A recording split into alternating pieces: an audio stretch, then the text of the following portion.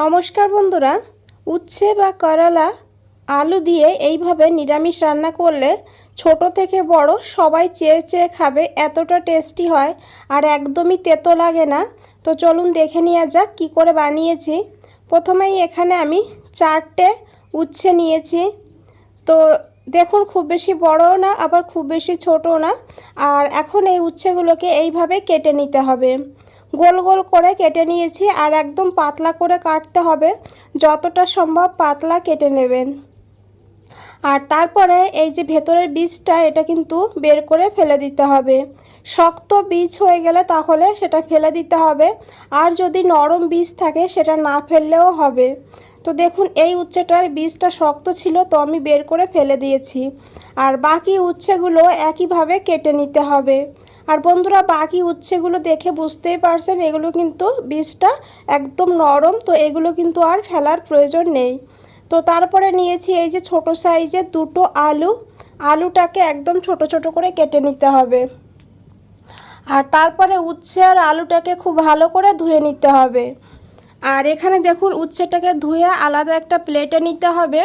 আর তারপরে দিতে হবে অল্প করে হলুদ আর অল্প করে লবণ। আর এখন হাত দিয়ে খুব ভালো করে মেখে নিতে হবে। তো দেখুন বন্ধুরা, এইভাবে খুব ভালো করে মেখে নেওয়ার পর 5 মিনিট রেস্টে রাখতে হবে। আর এই দিকে একটা কড়াই বসিয়ে দিয়েছি। কড়াইতে নিয়েছি শুকনো লঙ্কা। তো এখানে এই শুকনো লঙ্কায় ঝালটা হবে, তো আপনারা এখানে বাড়িয়ে কমিয়ে নিতে পারেন। তো ঝালটাকে প্রথমে একটু ভেজে নেব, কারণ ঝালটা ভাজতে টাইমটা বেশি লাগবে। তো ওই জন্য ঝালটাকে দিয়ে একটু এপিট ওপিট করে হালকা করে ভেজে নিয়েছি।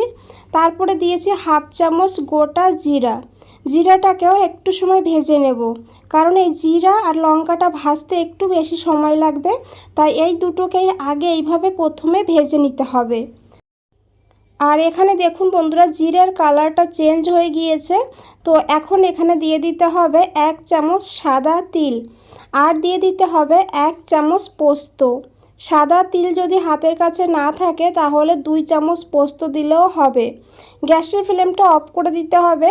আর তারপরে খুব ভালো করে মিশিয়ে নিতে হবে। এই গরমেই পোস্ত আর তিলটা হালকা রোস্ট হয়ে যাবে। তো দেখুন বন্ধুরা, এখন এই মশলাটাকে নামিয়ে ঠান্ডা করে নিতে হবে। এইদিকে এই কড়াইতেই নিয়েছি আমি সর্ষের তেল। আমি এখানে সর্ষের তেলে রান্না করছি, আপনারা কিন্তু সাদা তেলেও রান্না করতে পারবেন। আর বন্ধুরা, ভাজা যে কোনো জিনিসে আমার মনে হয় একটু তেলটা বেশি দিলে খেতে বেশি ভালো হয়। তো যেহেতু আমরা উচ্ছেটাকে ভাজা করব, তার জন্য আমি এখানে তেলটা একটু বেশি দিয়েছি। দিয়ে দিয়েছি 1/2 চামচ গোটা জিরা আর একটা কাঁচা লঙ্কা কুচি। একটু ভেজে নিয়ে তারপরে দিয়ে দিতে হবে এই উচ্ছেগুলো। আর উচ্ছেগুলোকে দেওয়ার আগে এইভাবে হাত দিয়ে খুব ভালো করে এই জলটা বের করে নিতে হবে। এইভাবে উচ্ছের জলটা বের করে নিলে তাহলে বন্ধুরা তেতোটা অনেকটা কম হয়। তো দেখুন, এইভাবে আমি উচ্ছেটাকে দিয়ে দিয়েছি আর দেখুন কতটা জল বেরিয়েছে। তো এখন এই উচ্ছেটাকে হালকা করে একটু ভেজে নিতে হবে। মিডিয়াম ফ্লেমে এইভাবেই নাড়াচাড়া করতে করতে উচ্ছেটাকে ভাজতে হবে।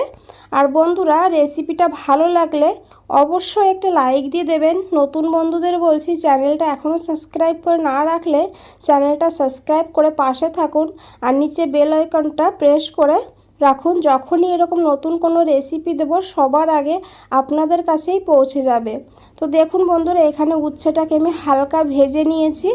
তারপরে এখানে দিয়ে দিয়েছি এই যে ছোট করে কেটে রাখা আলুগুলো দিয়ে খুব ভালো করে মিশিয়ে নিতে হবে।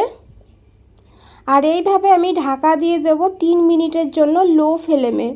আলুটাও ভাজা হবে আর আলুটা সিদ্ধও হয়ে যাবে।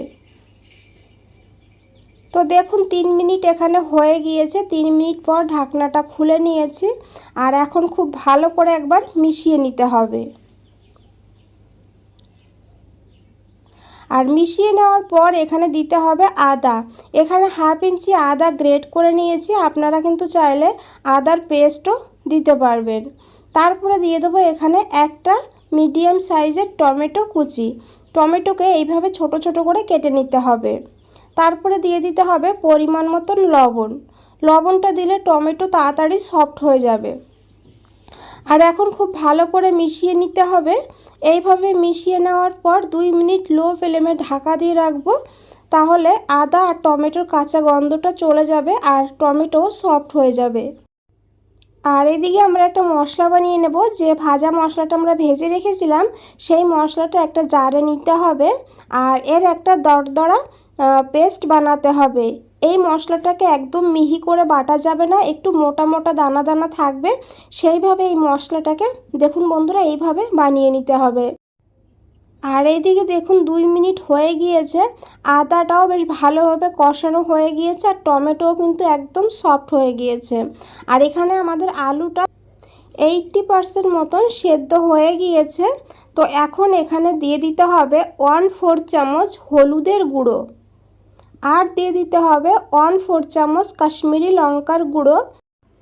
কাশ্মীরি লঙ্কার গুঁড়োটা দিলে কালারটা খুব ভালো হবে, তার জন্য দিয়েছি। আর তারপরে দিয়ে দিতে হবে এখানে গুঁড়ো করে রাখা মশলাটা দিয়ে এখন খুব ভালো করে মিশিয়ে নিতে হবে। আর এই মশলাটা দেওয়ার সঙ্গে সঙ্গে দেখবেন বন্ধুরা এটা কিন্তু পুরোপুরি শুকিয়ে যাবে। বন্ধুরা আবারও বলছি, রেসিপিটা ভালো লাগলে অবশ্যই একটা লাইক দিয়ে দেবেন, কমেন্ট করে অবশ্যই জানাবেন আপনাদের কেমন লেগেছে আর অবশ্যই শেয়ার করে দেবেন। তো দেখুন খুব ভালো করে মিশিয়ে নেওয়ার পর এটা পুরোপুরি কিন্তু শুকিয়ে গেছে, তো নিচে লেগে যেতে পারে। তো তার জন্য এখানে আমি চামচে করে 3-4 চামচ এখানে গরম জল অ্যাড করে দিয়েছি। তো বন্ধুরা এইভাবে অল্প করে জল দিতে হবে, একদম বেশি জল এই রান্নায় কিন্তু হবে না।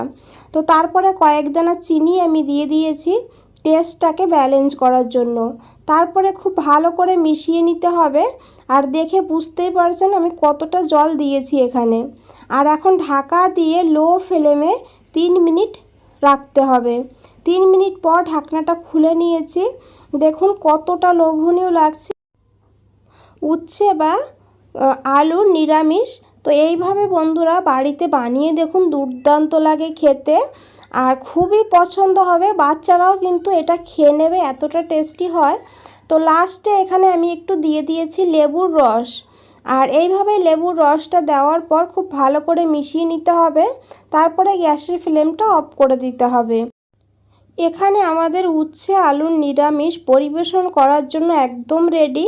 তো এটাকে এখন আমি নামিয়ে নিয়েছি। বন্ধুরা আজ তাহলে এই পর্যন্তই, ফিরে আসছি নতুন কোনো রেসিপি নিয়ে। ভালো থাকবেন, সুস্থ থাকবেন, আপনাদের সবাইকে অনেক অনেক ধন্যবাদ।